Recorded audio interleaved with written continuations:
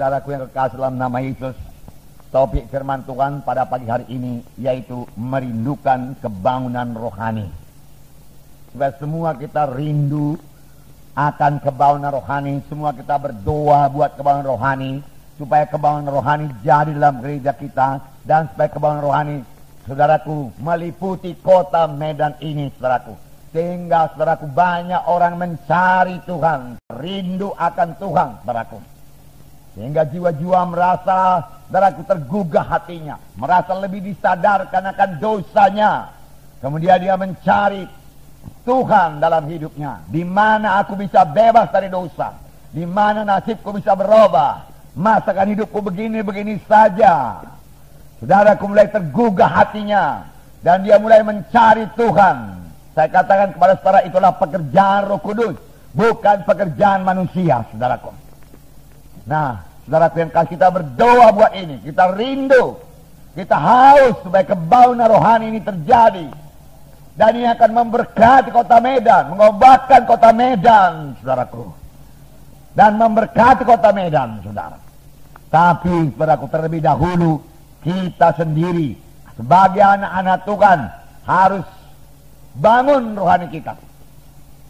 Kita sendiri lebih dahulu harus memiliki kebangunan rohani. Kalau rohani kita pun tertidur, saudaraku, kita tidak bisa membawa kebangunan rohani kepada jiwa-jiwa. Kalau rohani kita pun lemah, saudaraku, kita tidak bisa membawa kebangunan rohani kepada jiwa-jiwa. Kalau, saudaraku, rohani kita pun tidak berkobar-kobar, bersemangat, saudaraku, bagaimana kita bisa memberi api kepada jiwa-jiwa? Kebangunan rohani dimulai dari saudara. Kebangunan rohani dimulai daripada anak-anak Tuhan yang rindu akan Tuhan, yang suka bersekutu dengan Tuhan, yang suka membaca firman Tuhan, yang suka berdoa. Kenallah, saudaraku, kalau sebagai anak-anak Tuhan kita mulai kurang berdoa, tidak suka berdoa, itu tanda, saudaraku, rohani kita mulai merosot. Sebagai anak-anak Tuhan, kalau kita mulai tidak suka baca firman Tuhan, marilah kita bertobat. Itu adalah makanan rohani bagi kita. Tiap-tiap hari kita harus membaca firman Tuhan. Kapan kita tidak membaca firman Tuhan, tanda rohani kita mulai merosot. Mari kita dahulu perlu bertobat. Amin, saudara. Tanda-tanda dalam rohani yang bangun, yaitu kita ini kemanapun tidak bisa diam. Saudaraku, maksud saya, saudaraku, kemana pun kita tidak bisa tutup mulut. Kita harus menceritakan kepada Yesus. Kita harus menceritakan Yesus pada jiwa-jiwa. Kita cerita Yesus pada jiwa-jiwa. Nah, saudaraku, kita suka memberi. Ini tanda kebangunan rohani. Kebangunan rohani dimulai dari saudara. Saudara harus lebih dulu suka memberi, suka berkorban. Saudara dengan sukacita memberikan korban, saudara. Kapan diumumkan dari depan, saudara, kita akan mengumpulkan korban buat KKR atau buat penginjilan. Oh, saudaraku, dengan mudah, saudaraku, dengan sukacita, saudaraku, saudara memberikan satu korban yang indah, yang mahal, berharga di hadapan Tuhan, saudaraku. Saudara berkorban memberinya, bukan, saudaraku, begitu banyak timbang-timbang, saudaraku, begitu banyak, saudaraku, tawar-menawar dengan Tuhan, saudaraku. Saudara perlu bangun rohani, saudara, kalau demikian, saudaraku. Tidak ada yang terlalu mahal buat Tuhan, saudaraku. Saudaraku, kita ikut dalam perintah agung.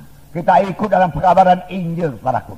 Satu kesempatan kepada kita untuk berkorban kalau ada pekabaran Injil. Beri, saudaraku, beri. Baik kepada orang beri. Ini tanda-tanda rohani yang sehat. Rohani yang bangun. Yang bisa membawa kebangunan rohani bagi orang lain, saudaraku. Apalagi tanda yang saudara berkata, tanda rohani yang sehat, saudaraku. Dia suka bersaksi, dia suka menginjil, saudaraku. Dia suka berkorban. Dan satu lagi, saudaraku, dia terbeban pada jiwa-jiwa karena mengasihi jiwa-jiwa.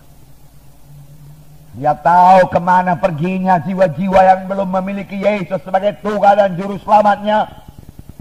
Banyak sekali, saudaraku, orang Kristen kota Medan ini, saudaraku, belum pernah punya persekutuan pribadi dengan Yesus. Dia tidak pernah tahu pasti akan keselamatan jiwanya. Dia tidak tahu apakah dosanya sudah diampuni atau tidak. Padahal Yesus datang ke dunia ini telah untuk mengampuni dosa kita. Dan firman Tuhan berkata supaya kamu tahu. Semua ini kutuliskan kepadamu supaya kamu tahu bahwa kamu yang percaya kepada Yesus Kristus anak Allah beroleh hidup yang kekal. Saudara, kita harus mengetahui dengan pasti kemana kita pergi setelah kita meninggalkan dunia ini. Surga atau neraka. Tidak ada tempat yang ketiga, saudaraku. Tidak ada di tengah-tengahnya, tidak ada. Dan tidak bisa pindah dari neraka ke surga setelah didoakan. Tidak ada, saudaraku. Itu ditentukan pada waktu kita masih di dunia ini. Kita lah yang menentukannya, saudaraku. Keselamatan sudah disediakan Tuhan bagi kita. Tuhan itu Tuhan yang baik, saudaraku. Oh, puji Tuhan. Tuhan itu Tuhan yang baik, saya katakan pada saudara. Dia baik pada saudara. Dia menyediakan yang baik pada saudara. Tetapi saudaraku, ada musuh kita yaitu setan, saudaraku. Setan itu jahat semata-mata. Firman Tuhan berkata, aku datang. Tuhan Yesus berkata, aku datang supaya domba itu beroleh hidup. Bahkan beroleh dengan segala kelimpahan. Tuhan mengendaki hidup kita ini berkelimpahan. Berkelimpahan dengan damai. Berkelimpahan dengan sukacita. Berkelimpahan dengan kesehatan. Berkelimpahan dengan berkat-berkat yang kita butuhkan dalam dunia ini. Sebab dia Tuhan yang baik. Saudaraku, kalau saudara belum memilikinya, miliki iman lebih dahulu. Jangan salahkan Tuhan karena kekurangan saudara. Jangan salahkan Tuhan karena penyakit saudara. Itu bukan daripada Tuhan, saudaraku. Itu daripada musuh kita. Karena Yohanes 10 ayat 10 itu lanjutannya. Tetapi pencuri datang. Tetapi setan iblis datang. Hanya untuk mencuri, membunuh, membinasakan. Betapa kontras ini, saudaraku. Pekerjaan Tuhan dan pekerjaan setan, saudaraku. Dari mulanya setan ini musuh manusia. Dia tidak suka manusia ini keberkatan. Dia tidak suka manusia sehat. Dia tidak suka manusia selamat. Karena setiap anak Tuhan yang selamat, yang lahir baru, saudaraku, akan merupakan ancaman terhadap setan, saudara. Saudara berkata, dari mana saya tahu Tuhan itu baik? Saudaraku, pohon bisa dikenal daripada buahnya. Lihatlah apa yang diciptakan Tuhan. Pada hari pertama Tuhan menciptakan terang, jadilah terang. Maka firman Tuhan berkata, dilihat Tuhan terang itu baik sekali. Tapi pada hari kedua Tuhan menciptakan cakrawala, langit, untuk memisahkan air yang di atas air di bumi. Tetapi tidak ada dikatakan di situ, maka dilihat Tuhan semuanya itu baik, tidak tertulis. Mengapa? Karena dalam awan-awan ini dipenuhi oleh kuasa kegelapan, dipenuhi oleh setan dan iblis. Pada hari yang ketiga, saudaraku, Tuhan menciptakan bumi ini, saudaraku, memisahkan laut, air, dan daratan. Saudara, dan Tuhan berkata, dilihat Tuhan itu semuanya baik. Baik. Saudara, Tuhan berkata semua ciptaannya baik dan memang baik. Kemudian Tuhan menciptakan manusia. Penciptaan manusia lain sedikit daripada penciptaan saudaraku alam semesta ini. Penciptaan alam semesta dijadikan Tuhan jadi, dia katakan jadi, saudaraku. Tapi manusia dibentuk Tuhan. Haleluya. Dari tanah liat dibentuk Tuhan menurut gambar Tuhan, menurut peta Tuhan. Saudara, lalu dihembuskan Tuhan napas yang hidup, lalu manusia itu menjadi makhluk yang hidup.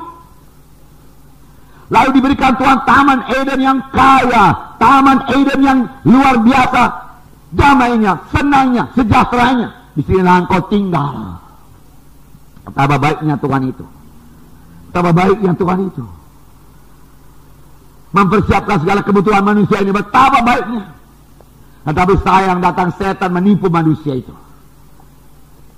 Setan kerjanya menipu sampai sekarang. Jangan mau ikuti setan. Jangan mau dengar suara setan, saudaraku. Dan jangan mau cakap-cakap dengan setan.